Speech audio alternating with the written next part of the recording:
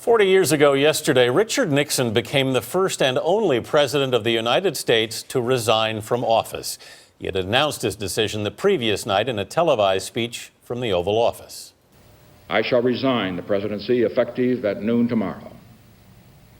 Vice President Ford will be sworn in as president at that hour in this office. It was a 16-minute speech in which the president seemed calm but controlling, obviously, very deep emotions. Nixon was facing almost certain impeachment and likely criminal charges over the Watergate scandal and the attempted cover-up that followed. After Nixon departed and Gerald Ford was sworn in, Ford declared that, quote, "Our long national nightmare is over." Joining us with more is historian Kenneth C. author of the popular Don't Know Much series of history books. Kenneth, good morning. Good morning.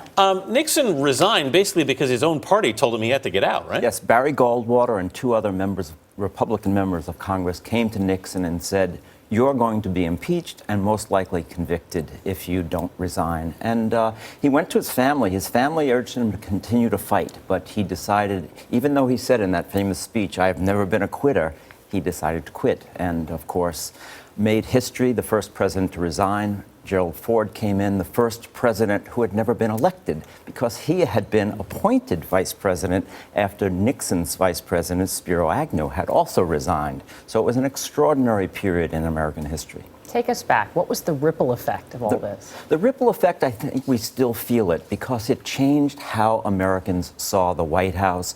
It changed the sense of trust we had in government completely and I think irrevocably. If we have a sense of not trusting Washington anymore, you can really almost date it from Watergate forward and this tremendous constitutional and political tragedy and controversy that struck the nation. Nixon, of course, isn't the only president who faced impeachment. There have actually been two presidents who've been impeached. That's correct. Let's separate out impeachment from being guilty of something, because impeachment is like in criminal trial, an indictment. It doesn't mean you're charged and you're going to be tried. Under the Constitution, the House impeaches by a simple majority. The Senate then gets to try the president in this case, although other federal officials can be impeached as well. Benjamin Franklin wanted to add the power of impeachment to the Constitution. Why back then did he think this was something that should be in it? Well, he said very simply at the Constitutional Convention in 1787, if we don't have a way to get rid of a president, an executive who's corrupt or incompetent, the only choice we have is assassination. And so they came up with impeachment, which was an old British idea that was used to remove members of the King's council. They couldn't impeach the king, but they could impeach his ministers. And of course, the phrase they came up with was three reasons: bribery, treason, and this amorphous high crimes and misdemeanors. Mm-hmm. Gerald Ford once said, "An impeachable offense is whatever a majority of the House considers it to be at any given moment in history." That's completely true. There's talk now of impeaching Obama. Do you think it's a possibility?